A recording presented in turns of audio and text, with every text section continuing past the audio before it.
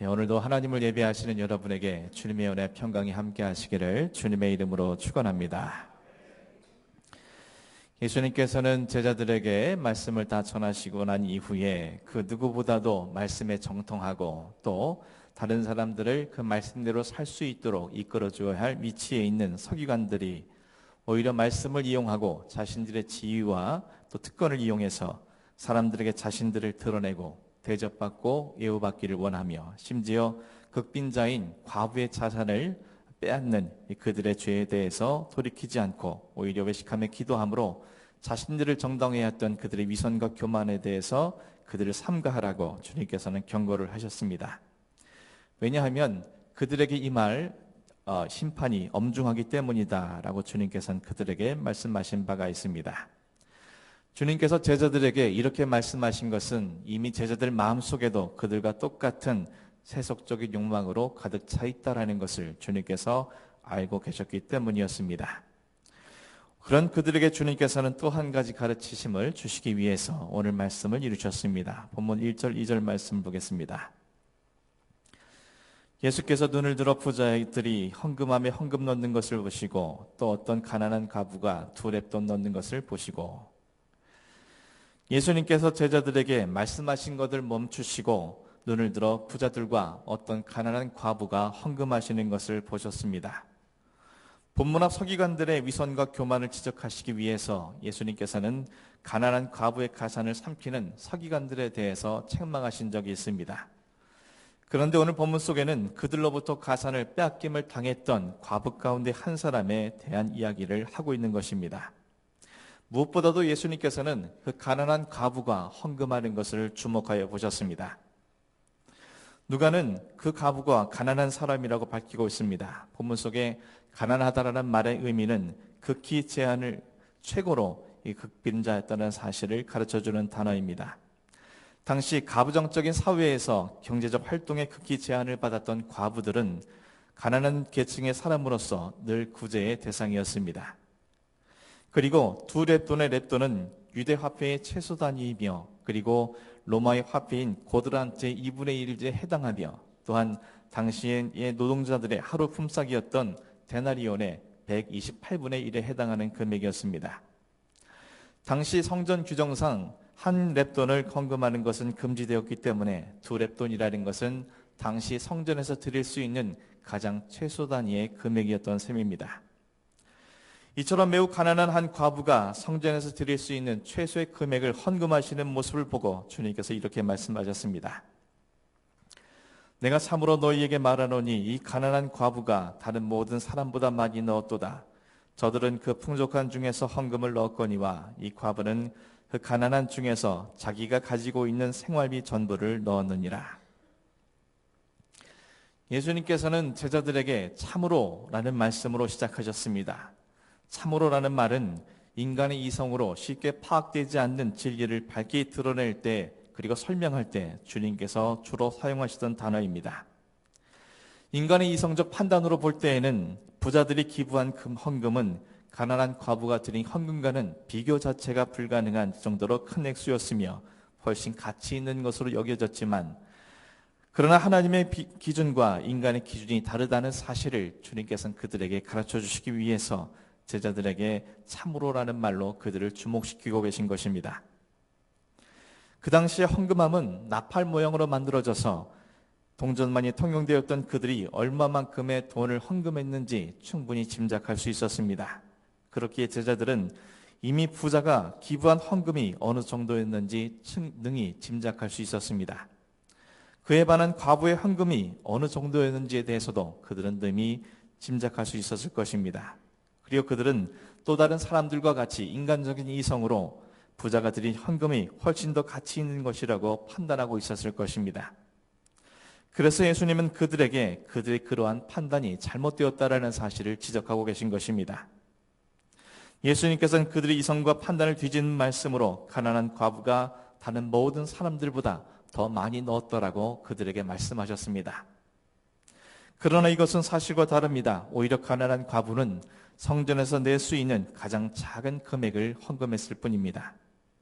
하지만 예수님께서 그녀가 모든 다른 사람보다 더 많이 넣었다고 말씀하신 것은 다른 사람들은 풍족한 가운데에서 하나님께 드린 것이지만 가난한 과부는 자신이 가지고 있는 생활비 전부를 드린 것이기 때문이라고 주님께서는 그들에게 말씀하셨습니다. 사랑하는 성도 여러분, 오늘 예수님께서 말씀하신 가난한 과부의 헌금을 통해서 우리에게 어떤 교훈을 주고 계십니까? 먼저는 하나님께서 기뻐하시는 헌금은 최고가 아닌 최선임을 우리에게 가르쳐주고 있습니다. 부자들이 낸 헌금은 가난한 과부의 헌금에 비교할 수 없을 만큼 큰 금액이었습니다. 하지만 그들은 자신들의 풍족한 가운데에서 일부만을 드린 것입니다. 반면 과부가 낸 돈은 성전에서 낼 수 있는 최소의 금액이었지만 그녀는 자신의 가진 생활비 전부를 넣은 것이었습니다. 본문 속에 풍족하다라는 말은 양과 수를 초과하다라는 뜻으로 어떤 것이 풍부하여 흘러넘치는 상태를 나타내는 단어입니다. 즉 부자들의 경제적 상태가 흘러넘칠 정도로 풍부했다라는 것을 표현한 것입니다. 그들은 이렇게 흘러넘치는 재물 중의 일부를 하나님 앞에 헌금으로 드린 것입니다. 반면 이와 대조를 이루고 있는 가난하다라는 것은 부족과 모자람을 나타낸 앞서 말씀드린 대로 기본적 필요조차 채우지 못하는 상태의 사람이었습니다. 즉 과부의 처절하고 빈곤한 삶을 적나라하게 보여주는 단어인 것인데 모든 것이 부족한 과부는 극한 빈곤함 가운데에서 헌금을 바쳤던 것입니다. 그리고 그것은 과부의 생활비 전부였습니다. 본문 속의 생활비라는 것은 생존을 위해 필요한 가장 기본적인 것을 의미합니다. 이 과부는 자신의 생명을 유지하기 위한 최소한의 물질마저 모두 바쳤고 이는 그녀의 생명을 바치는 것과 마찬가지였다는 것입니다. 이처럼 과부는 비록 양적인 면에서 부자의 헌금에 비교도 되지 않을 만큼 적은 금액을 하나님께 드렸지만 그것의 가치는 부자의 헌금보다 더 귀한 것이라고 주님께서는 말씀하셨습니다. 다시 말해서 참된 헌금의 가치는 절대적 양의 개념에서 평가될 것이 아니라 질적 개념인 헌금을 바치는 사람의 마음과 자세에 달려있다는 것을 주님께서는 제자들에게 말씀을 하신 것입니다. 예수님께서는 부자에게 있으나마나한 헌금과 그리고 과부의 생명과도 같은 헌금의 가치를 비교하심으로 말미암아 주님이 원하시는 것이 무엇이며 주님이 기뻐하시는 것이 무엇인지를 그들에게 밝히 말씀하신 것입니다. 다시 말해서 그녀의 마음만큼은 그들 가운데 있는 모든 사람보다 가장 귀한 마음이었기 때문에 예수님께서는 모든 사람보다 가장 많은 것을 넣은 것이라고 그녀를 칭찬해 주신 것입니다. 그렇다면 우리는 어떤 사람이 과연 가난한 과부와 같이 최선의 헌금을 드릴 수 있을까? 우리는 생각하지 아니할 수 없습니다. 사실 과부와 같이 자신의 생활비 전부를 헌금하여 드린다는 것은 매우 어려운 일입니다. 이 상황을 우리 자신에게 적용시켜 본다면 이것이 얼마나 어려운 일인지 우리는 충분히 알 수 있습니다. 우리가 우리의 생활비 전부를 하나님께 드린다는 것이 얼마나 어려운 일인지 우리 자신은 스스로에게 너무나도 잘 알고 있는 일입니다.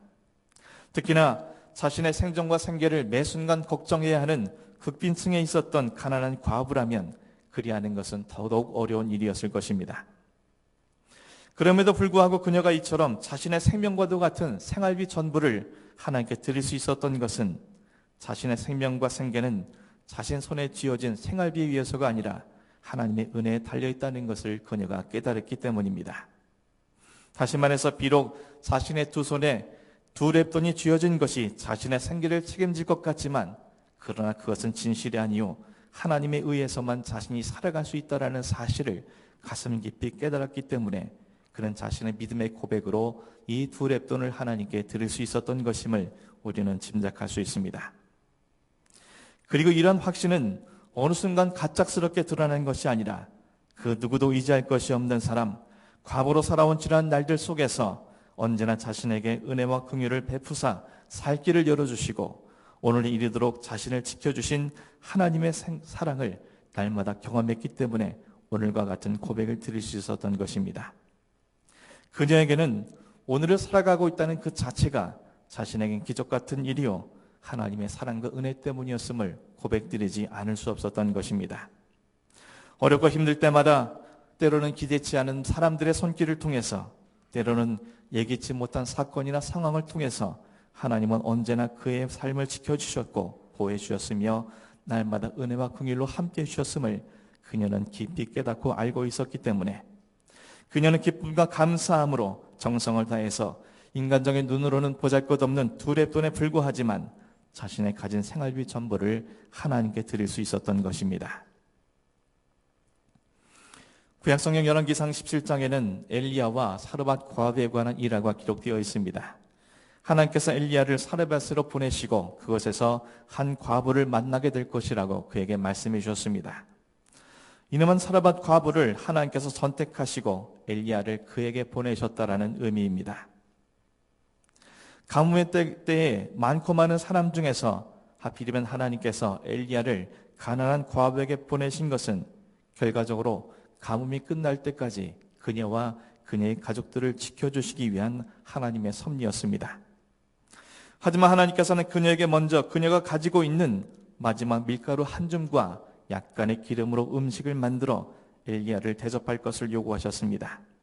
다시 말해서 자신과 아들의 생계를 위한 마지막 음식을 다른 이에게 대접하라는 의미였습니다.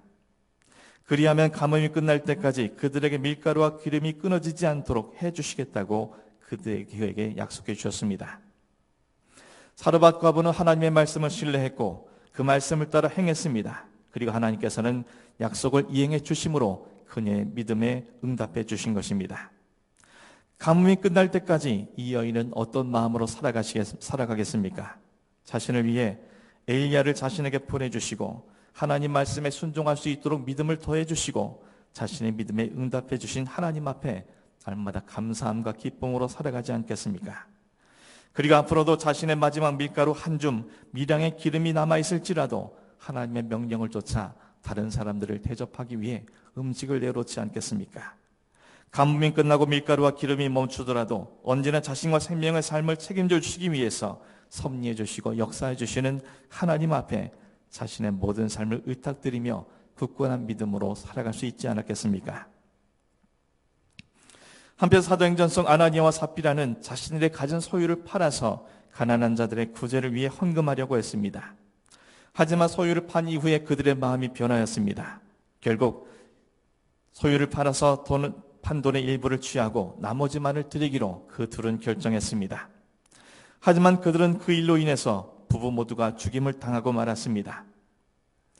사실 자신들의 소유를 팔아서 그것으로 가난한 자들을 구제할 수 있는 헌금을 드린다는 것이 얼마나 어려운 일인지 우리는 잘 알고 있습니다. 금액만으로 본다면 그들의 헌금은 그 누구도 감히 할 수 없는 귀한 일들을 한 것입니다. 하지만 그들이 돈의 일부를 숨겨놓았다는 것은 그들의 마음속에 두려움이 생겨났다는 의미일 것입니다. 어떤 이유에서인지는 모르겠지만 그들은 자신들의 소유를 팔아서 헌금하겠다고 장담했고 이를 실행을 했지만 만일 자신들의 소유를 판 돈으로 모두 내어놓고 난다면 그 이후에 자신들의 삶은 누가 책임져 줄 것인가? 그들은 갑작스럽게 염려에 빠졌을 것입니다. 이로 인해 그들은 자신들의 미래를 위해서 소유를 판 돈 일부를 감추어둔 것입니다. 어떤 사람들은 이들이 욕심에 빠져서 그리한 것이라 말하기도 합니다. 하지만 욕심이 이유였다면 그들은 아예 내어놓으려 하지 않았을 것입니다. 하지만 그들은 그 판돈을 갖고 그 일부를 취했다라는 것은 자신들의 미래를 위한 보장을 위해서 그 일부를 감추어뒀다는 것으로 우리는 이해할 수 있습니다.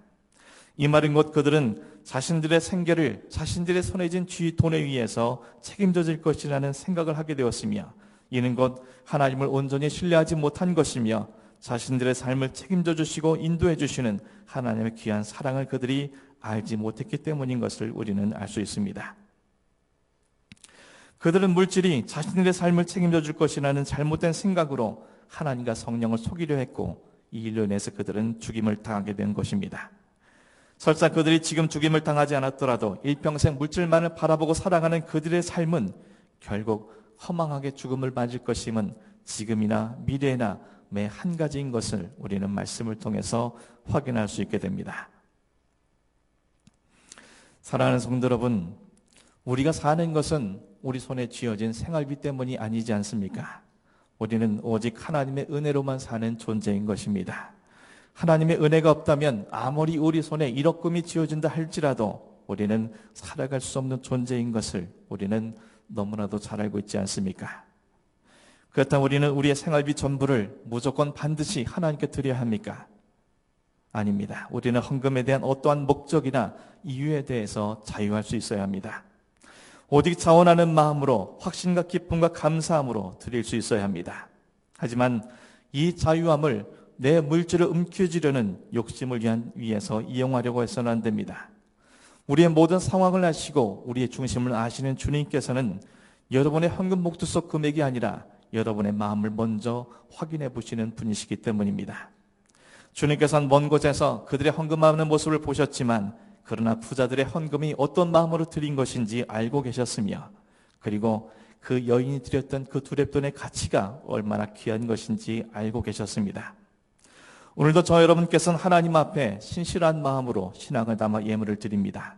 그러나 주님께서 우리의 모든 모습들을 보게 되셨을 때 어찌 판단하실지 우리는 먼저 내 자신의 마음을 살필 수 있어야 할 것입니다. 그리고 여러분의 헌금이 정말 하나님에 대한 온전한 신뢰와 그로 인한 최선의 헌금으로 인정될 때 여러분의 삶은 날마다 항아리 속 가루와 기름이 일용할 만큼씩 채워졌던 것처럼 날마다 우리의 삶의 은혜와 공의를 베풀어 주시는, 우리를 위해서라면 주고 또 주고 모든 것을 내어줄지라도 심지어 마지막 피 한 방울까지라도 내어주시려는 하나님의 사랑을 만날 수 있을 것이며 그 주님 안에서 날마다 진정한 풍족함을 누리는 삶을 영위할 수 있게 될 것입니다. 사랑하는 성도 여러분, 헌금은 자신의 신앙에 대한 가장 실질적이고 현실적인 신앙 고백입니다. 신앙 고백의 중요한 요소 가운데 헌금만큼 중요한 것은 없을 것입니다. 그럼에도 불구하고 어떤 이들은 교회에서 목회자들이 헌금에 대해 설교하는 것에 대해 부담스러워합니다. 왜 그렇겠습니까? 헌금을 마치 내 주머니 속에 들어있는 돈을 가져가려는 수단쯤으로 생각하거나 할 수 없이 갚아야 하는 비톡적쯤으로, 또는 헌금하지 않으면 재앙을 받을지도 모른다는 위압감 때문에, 아니면 축복을 받기 위해서는 무조건 헌금해야 한다는 잘못된 생각 때문에 비롯된 것은 아니겠습니까? 하나님은 여러분의 물질을 필요로 하시는 가난한 분이 아니십니다. 이 교회는 여러분의 물질로 사명이 감당되어지는 것이 아닙니다. 그럼에도 불구하고 하나님께서 여러분에게 헌금을 명령하신 것은 여러분의 마음과 믿음을 확인하시고 여러분이 물질의 노예가 아니라 오히려 물질을 다스리며 살아갈 수 있도록 진정한 하나님의 자녀가 되어줄 수 있도록 여러분을 이끄시기 위함이요, 그런 자녀들에게 끊임없는 사랑과 은혜 속에 긍휼하심 속에서 날마다 여러분의 필요를 채워주시는 진정한 하나님을 만날 수 있도록 역사하시기 위한 섭리라는 것을 우리는 말씀을 통해서 확인할 수 있게 됩니다. 주님은 헌금하는 부자와 가난한 과부의 모습을 통해 진정한 경건과 거짓 경건의 예를 보이셨습니다. 이는 물질만큼 그 사람의 마음을 가장 정확하게 드러내주는 것이 없기 때문이며, 반면 믿음에 있어서 물질만큼 인간이 넘어서기 힘든 대상이 없기 때문일 것입니다. 사랑하는 성도 여러분, 저 여러분 모두가 본문 속 가난한 과부와 그리고 사르밧 과부와 같이 우리의 모든 삶을 주님께 의탁드리며 우리에게 언제나 최선을 드리면 최상의 것을 갚아주시는 하나님 앞에 믿음으로 나아가실 수 있는 그런 여러분이 되기를 간절히 소망합니다. 무엇보다 하나님이 인정하시는 마음과 자세를 갖고 신앙을 갖고 우리의 모든 것을 주님께 내어드림으로 말미암아 날마다 우리를 흡족해 하시고 풍족해 해주시는 주님의 귀한 사랑과 은혜를 여러분의 삶을 통해서 영위하실 수 있는 그런 복된 자가 되을 수 있기를 주님의 이름으로 간절히 축원합니다. 기도하겠습니다.